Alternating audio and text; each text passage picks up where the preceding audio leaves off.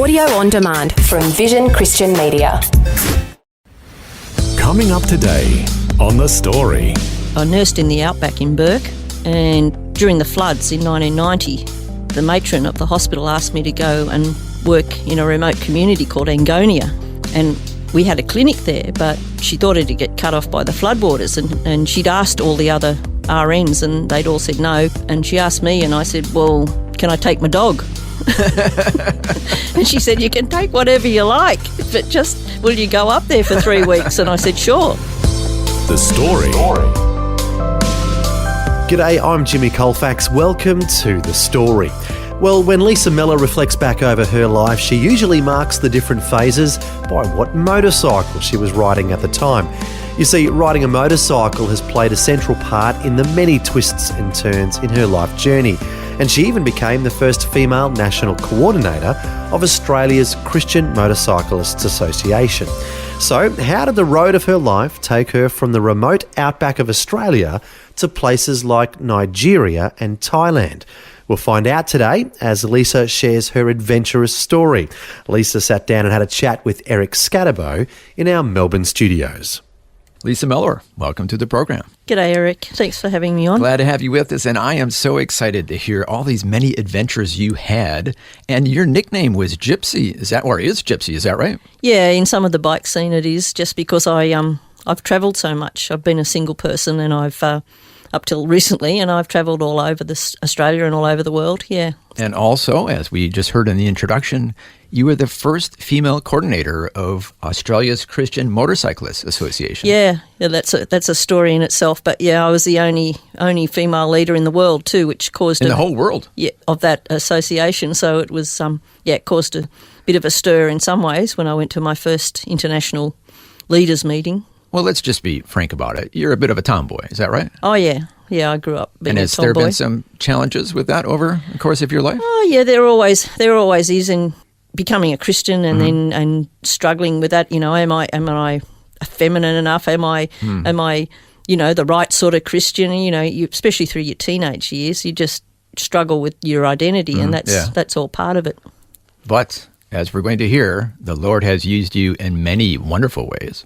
Yeah, you learn that your uniqueness is from God, and that's Amen. Who you are. He made you, so Amen. He's used me in very different situations that a lot of women wouldn't be in.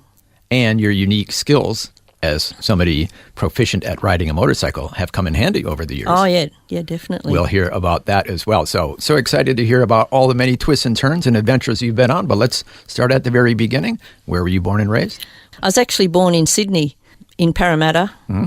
But in those days, that was very much the edge of Sydney, not the centre as it is now. But at 4 years of age, we moved to the country. My dad was a bank manager, and we moved every few years. So we were in country towns for quite a while. Did you enjoy your home life? Yes, I definitely did, and I definitely enjoyed the country. I didn't want to come back to the city. I loved the country towns, but it was difficult for our family because my three older siblings had to go away to boarding school, and that was pretty tough on them and pretty tough on my parents financially. So you eventually came back to the city? Yes, yeah. And you eventually became a Christian? Yeah, one of the consequences of coming back to the city was my dad could no longer get school holidays, and so God's hand was in it, obviously. When Mum was a nurse, and somebody at the hospital handed her a brochure on Camp Howard, Anglican youth camps, and I went with a friend off to an adventurous camp that had abseiling and canoeing. Oh, yeah. The things that, drew me in. As a tomboy, that sounds right up your alley. Absolutely. Mm-hmm. And I went with a friend from school, and a wonderful evangelist was there and spoke to us, and I just gave my heart to the Lord and didn't really know the consequences, I guess, but just knew that I'd made that step and went back and told my Sunday school teacher, and then things went from there. Then what happened next? I was in a very good youth group through those teenage years. That it was during the 70s, the charismatic revival, and it was a very on-fire youth group, and that, I don't know, it just cemented my love of God, and I had a passion. I felt like that I wanted to do overseas mission work. So way back then? Yeah. the seed was planted in your heart to be a missionary. Yes, it just, I guess it had more appeal because it was more adventurous. Which is right up your alley as far as what you're interested in. Yeah. Adventurous. I think that's what it was. I think it was the adventure that drew me. Yeah. So at this point, it's all sounding very good. I mean, become a Christian, you're doing what you want, your heart's desire is to travel, be a missionary. Yes. But then what happened? I think that part of the issue for those years and for a lot of people was that there was a lot of really strong feeling and emotion in that charismatic movement.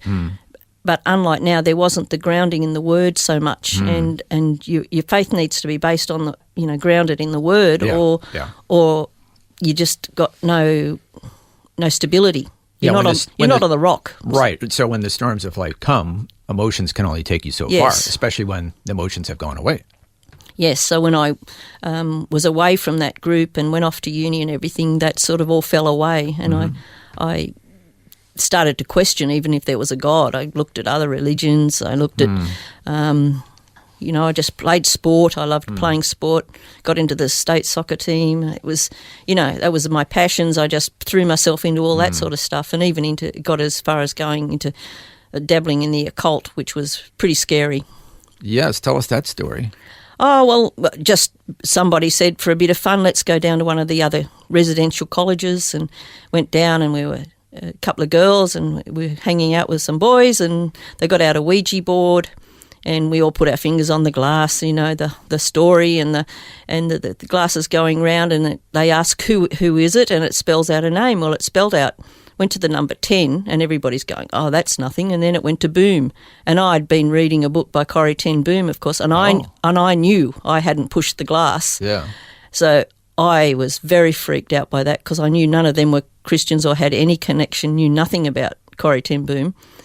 And I knew, of course, it wasn't Corrie ten Boom, but I thought this is some, just cemented the fact that the spiritual world is so real. And I ran away from that. So that jolted you. Oh, absolutely. So you knew there was something supernatural going on, but not a good supernatural from God, but for sure. a dark supernatural. Sort of, I don't know whether it cemented in my brain, but I knew that I'd gone a long way from God. Okay. Then also, at the same time in your life, speaking of your passions, your first motorcycle. It's where it all started. Yeah, I got a little trail bike, an XL 185, as a cheap means of transport because I didn't have a car and I could get it cheaply. In those days, of course, the usual thing was to get your licence, you went to the local cop shop. I borrowed my friend's 50cc, rode it round the block, was given my licence, went to Sydney, bought my bike and rode it the 600 k's back to Armidale. So this was more than just a means of transportation. This started a lifelong love for the motorcycle. Yeah, I did. What is it about the motorcycle that you love it so much? I don't know. To start with, it was really just a convenient thing. But of course, not the average girl in those days went and bought a bike for convenience. But then it just became part of who I was, and I couldn't let it go. I just loved it. I just loved the freedom. I was going to ask you, what did you love so much about it? The freedom? Yeah, just the freedom and the challenge. I don't know, all the things, part of adventure, I guess. Yeah. Yeah. So that's how the love affair with the motorcycle began. Then what happened next in your life? Well, funnily enough, I'd gone to uni to be a teacher, but I did one prac and decided there's no way I could do it. No, it wasn't for you? No, it wasn't for me. And I loved my uni life in those days. I guess uni, especially everybody at Armidale was away from home. It was a very free, fun sort of existence. And then I decided, no, I was going to be a nurse. So I went back to Sydney and I started my nursing training and spent 3 years doing that. And eventually, during that time, I just came back to God. It was just a very simple, nothing dramatic. I went to a barbecue with a friend and there was a big Anglican church next door and I simply walked out of the barbecue, didn't tell anybody. Is that right? And walked into the church. And what drew you? I I don't know. It was God, obviously. Yeah. Oh, yeah, ultimately. Yeah, but I just, it was time, I think, and I just had come to the conclusion, basically, after trying everything, that Jesus had to be the right way, the only way. Yeah. And I just walked out of that barbecue back into that church, and nobody spoke to me, but it was very formal. It was like a high church, and they had a sort of an altar call, just people filing down and the priest sort of blessing them. So it was very out of my realm as far as churches went as well. But I just went forward, he prayed for me, and I walked out, and that was it. I just recommitted. He said, "What did you want?" And I said, "I want to recommit my life." I think he had no idea. He just prayed that, and I walked out of that church and never saw anybody from there again. But that was the moment I gave my life back, recommitted my life. Yeah. And that revived an interest in missions for you? Yes. I don't know whether it came immediately, but because I was still, I don't know. Satan had a hold of me in lots of ways because I'd been in such a low place, and there are things that had hold of me, and I struggled. I've struggled on and off with that all through that period, and eventually I got myself back on track, I guess, or God got me back on track. Yeah.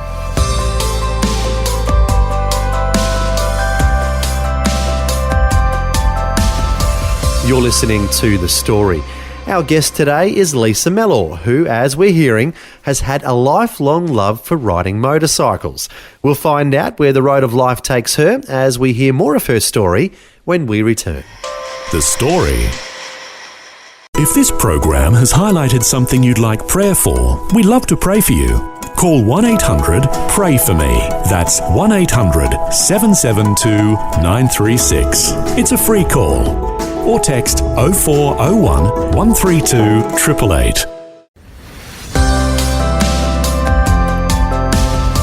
Hi, I'm Jimmy Colfax, and this is The Story. We're back with more of Lisa Mellor sharing her life journey, and as we've been hearing, Lisa has a lifelong love for riding motorcycles, a skill that has come in very handy for her at different times in her life. Now, here's more of Lisa sharing where the road of her life has taken her as she continues her chat with Eric Scatterbo in our Melbourne studios. And then eventually Bible school?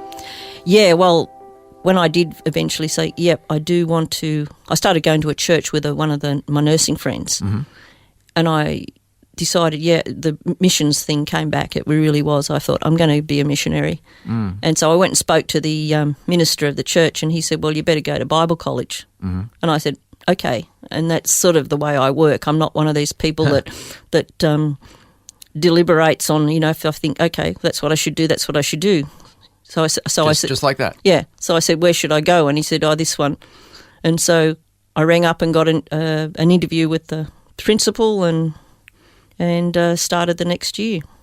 I was going to ask you, while you were there and you had your tomboy-like interests, what did the leader of the school say to you? Well, interestingly enough, my first year at that Bible college was his first year as principal, and I think I was a bit of a stretch for him. In what way? Well, he had girls, but they were all lovely, sweet, feminine girls. Yeah. And I think he hadn't come across anybody like me, maybe. So what were you like? What was his challenge? I rode a motorbike for one thing. Oh, yeah, that would be different. And I played soccer. Yeah. And rough and tumble. Yeah, and I climbed up into the second story of people's windows and crazy. And I start in our duties week. We'd have duties week where we'd all do things to keep the Bible college together physically, like maintenance and stuff. And I'd initiate things like porridge fights with the boys and all sorts of things that would not go down so well with the principal. And he basically told me to give up motorcycling, give up soccer, but be more feminine. And I sort of looked at him strangely and thought, I can't do that. That's not me. Yeah. Interesting. Somehow he thought that was the best thing for you to do. Yeah. He couldn't be more wrong, it sounds like. Well, yeah. It was his, in defence of him, it was his first year. Yeah. And I think it was I was the first big stretch for him. Yeah. Well, as we learn, God uses all kinds of different people. And so these things which he thought were negative, as we'll hear in your story, turn out to be uniquely advantageous for you and how you helped other people along the way. But we're getting a little bit ahead of ourselves. What happened next in your life? Well, being at Bible college was life-changing for me. How so? Well, I really didn't have a grasp of the whole Bible, the Old Testament, New Testament, the Old Testament being such an important part of the New Testament, as in, the themes of prophet, priest and king, of the pointing to Jesus, everything, all that sort of stuff. I just found it so amazing, not just in my head but in my heart. I can remember doing an assignment on Knowing God by Packer and crying the whole way through while I'm writing this assignment, because it was impacting my heart, not just my head. Yeah. So it was really life-changing for me. It was a very intensive 2 years for me, but it was so important. So that grounded you in God's Word, set a good foundation for future ministry work? It was the beginning. I've discovered that much more recently that I need to be studying it a lot more. But yes, it was the beginning of getting a good grounding in His Word, yeah. And another way to remember this new phase in your life is your second motorcycle?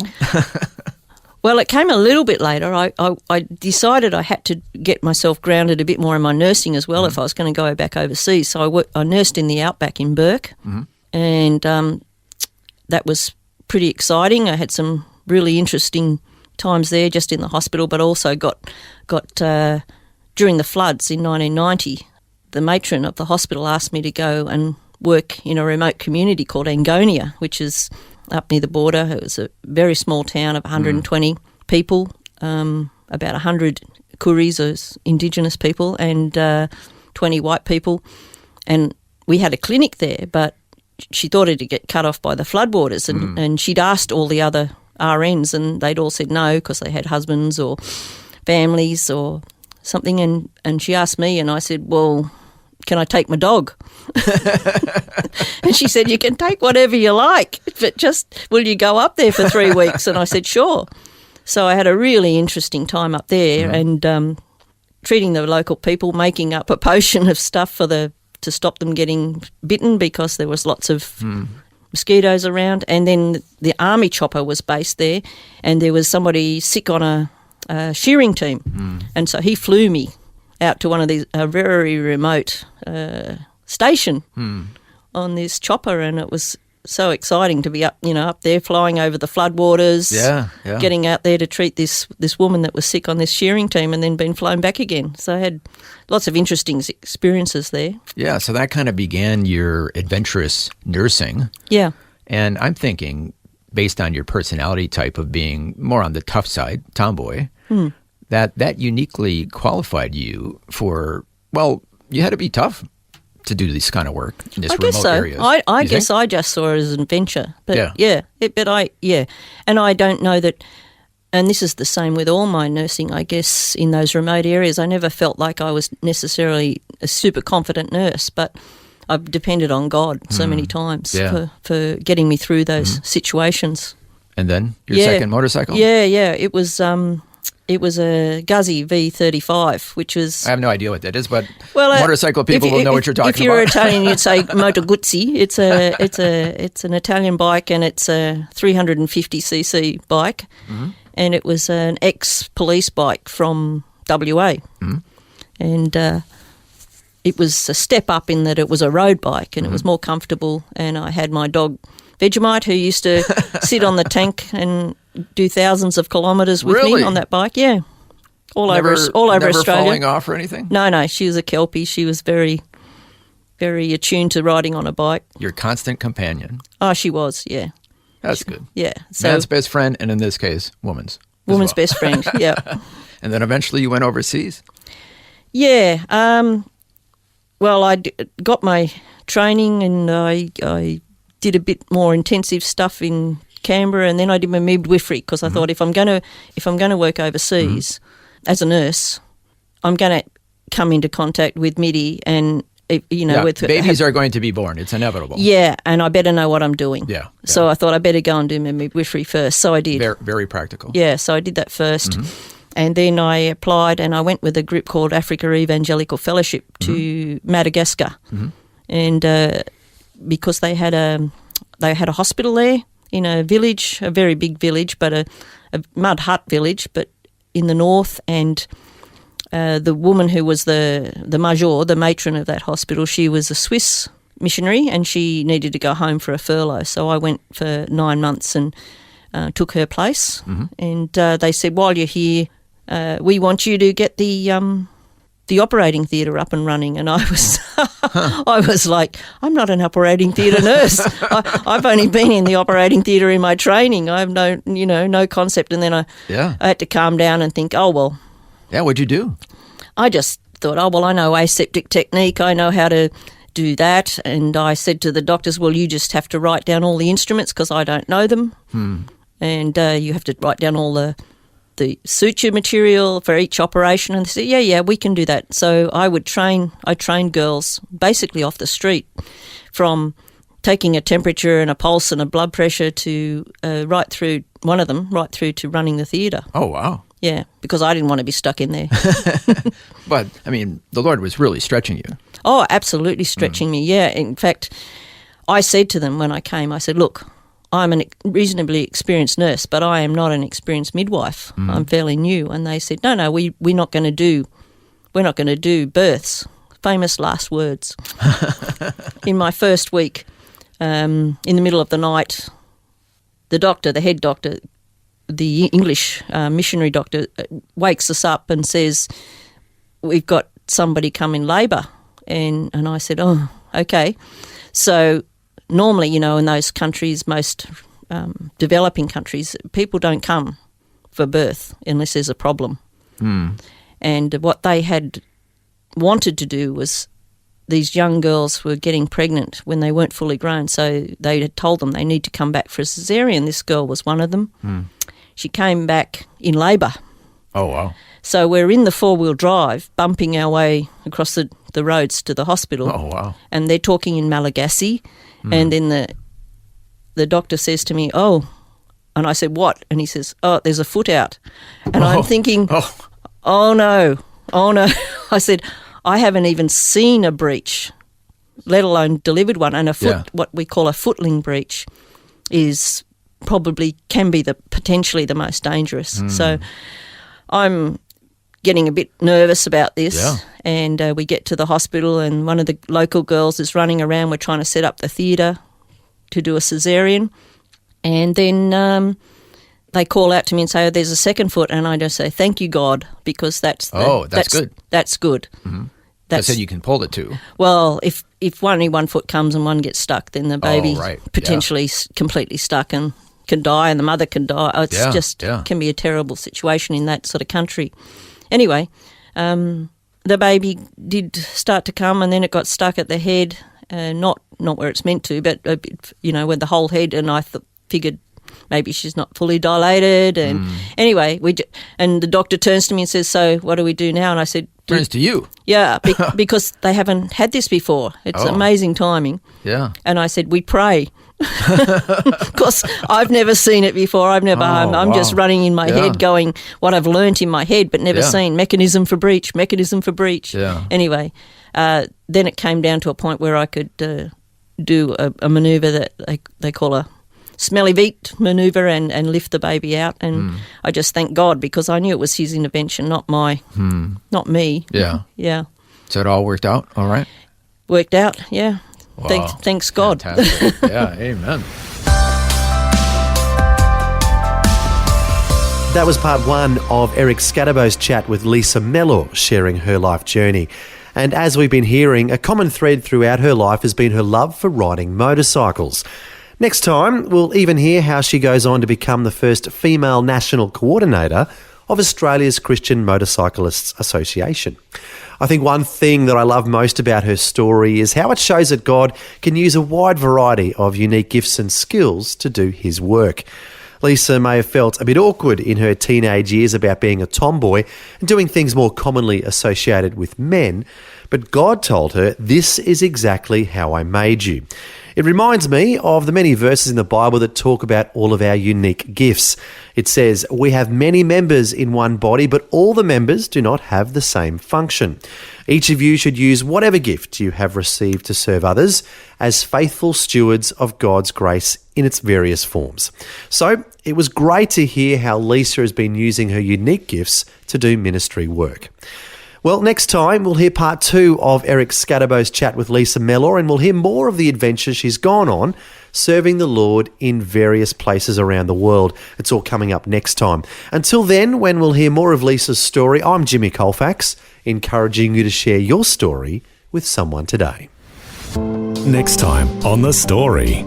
I really had this interesting conversation with God. I said, "You know, God, I'm frustrated. You know, I wanted to do mission work. Now what am I meant to do? I haven't got anything to do." And I really felt like I just heard this, well, I guess a voice in my head in a way saying, "Well, what do you like to do?" And I'm like, "Well, biking." and then he said, "Well," and I'm thinking, so what do I do? Lisa Mellor joins us once again to share more of her life journey and how she's been combining her love for riding motorcycles with her love for serving the Lord in various places around the world. Also, we'll hear how she became the National Coordinator of Australia's Christian Motorcyclists Association. That's all coming up next time. The Story. Just another way Vision is helping you look to God daily.